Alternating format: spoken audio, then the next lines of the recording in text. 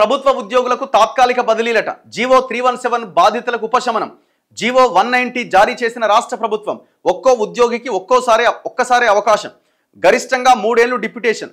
ఈ 317 జీవో అన్నది ఉద్యోగులను నిండా ముంచినటువంటి జీవో. ఈ గవర్నమెంట్ ఎలక్షన్లకు ముందు ఈ 317 జీవోని రద్దు చేస్తాం అని చెప్పడం జరిగింది. కానీ కొంత మ్యూచువల్ అండర్స్టాండింగ్తో ఈ బదిలీల్లో వీటిలో కొంత ఉపశమనం కలిగించింది. కానీ చాలామంది పాపం ఆ 317 జీవో కారణంగా వాళ్ళ యొక్క స్థానికతను కోల్పోయినారు. ఏ జిల్లాకు సంబంధించిన వాళ్ళు ఆ జిల్లాది కాకుండా వేరే జిల్లాల్లో వాళ్ళకి పోస్టింగ్ రావడం, ఇంకా ముఖ్యంగా ఈ భార్యాభర్తలు ఉద్యోగులుగా ఉన్న వాళ్ళైతే భర్త ఒక చోట భార్య ఒక చోట నరకం అనుభవించడం ఇవన్నీ మనం చూసినాం. అయితే దీనికి చెక్ పెడుతూ రాష్ట్రంలో జీవో 317 ద్వారా ప్రభుత్వ ఉద్యోగులు ఉపాధ్యాయులను జిల్లాలు అండ్ జోన్లకు కేటాయించిన నేపథ్యంలో నష్టపోయిన వారికి ప్రభుత్వం తాత్కాలిక ఉపశమనం కలిగించిందట. సొంత జిల్లాలు వదిలి ఇతర జిల్లాలు జోన్లకు వెళ్లిన వారికి ఖాళీల లభ్యత ఆధారంగా కోరుకున్న చోట గరిష్టంగా 3 ఏళ్ల పాటు డిప్యుటేషన్పై పనిచేసే అవకాశం కల్పించింది. ఈ మేరకు రాష్ట్ర ప్రభుత్వం మంగళవారం జీవో 190 జారీ చేసింది. ఆయా శాఖలు దరఖాస్తుకు బదిలీలకు వేరువేరుగా షెడ్యూల్ జారీ చేస్తాయట. నేపథ్యం: రాష్ట్రంలో కొత్త జిల్లాలు ఏర్పాటు చేసిన నేపథ్యంలో ప్రభుత్వ ఉద్యోగులను 2021లో జీవో 317 ద్వారా సీనియారిటీ ఆధారంగా ఆయా జిల్లాలకు కేటాయించారు. దానివల్ల సీనియర్ ఉద్యోగులపైన ప్రభావం పడకపోయినా జూనియర్ ఉద్యోగులు తమ సొంత జిల్లాలను వదిలి ఇతర జిల్లాలకు వెళ్లాల్సి వచ్చింది.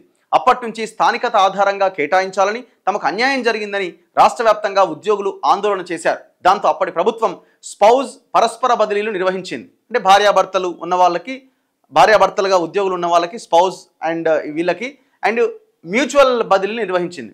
తాము అధికారంలోకి వస్తే జీవో 317 బాధితులకు న్యాయం చేస్తామని కాంగ్రెస్ పార్టీ అసెంబ్లీ ఎన్నికల సందర్భంగా మేనిఫెస్టోలో హామీ ఇచ్చింది.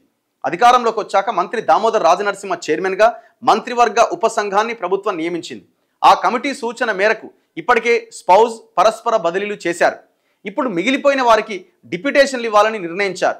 అర్హులకు 3 ఏళ్ల పాటు ఒక్కసారి మాత్రమే డిప్యుటేషన్కు అనుమతిస్తారు. వారి తాత్కాలిక బదిలీ కాలం పూర్తయ్యాక మిగిలిన వారిలో అర్హులు ఉంటే వారికి ఇస్తారు. జీవో 317 ద్వారా 25,000 మంది టీచర్లు తమ సొంత జిల్లాలు వదిలి ఇతర జిల్లాలకు వెళ్లారు. వారిలో సుమారు 6,000 మంది స్పౌజ్ పరస్పర బదిలీల ద్వారా సొంత జిల్లాలకు కోరుకున్న జిల్లాలకు వచ్చారు. ఇక 19,000 మంది మిగులుతారు. వారిలో పదోన్నతులు పొందిన వారు మినహాయిస్తే మిగిలిన వారు తాత్కాలిక బదిలీలకు అర్హులు. అదే తరహాలో ఇతర శాఖల ఉద్యోగులు డిప్యుటేషన్లపైన 3 ఏళ్ల పాటు కోరుకున్న జిల్లాలో పనిచేయొచ్చట. దాని ప్రకారంగా జీవో 190 ఇచ్చారట. డిప్యుటేషన్లను సంబంధిత శాఖల కార్యదర్శులు ఆమోదిస్తారు. ఉద్యోగి క్యాడర్ విభాగం ఒకటే అయి ఉండాలి. ఆశించిన జిల్లాలో ఖాళీలు ఉండాలి. జీవో 317 కేటాయింపుల తర్వాత పదోన్నతి పొందిన వారు స్పౌజ్ పరస్పర బదిలీల ద్వారా లబ్ధి పొందిన వారు డిప్యుటేషన్లకు అనర్హులు. గతంలో ఆల్రెడీ లబ్ధి పొందిన వాళ్ళు ఉంటే దీనికి అనర్హులు అనమాట. డిప్యుటేషన్ అనంతరం ఉద్యోగిని మాతృ జిల్లాకు పంపిస్తారు. క్రమశిక్షణ చర్యలు పెండింగ్లో ఉన్నవారిని డిప్యుటేషన్లకు పరిగణించరు. టీఏలు డిఏలు చెల్లించరు.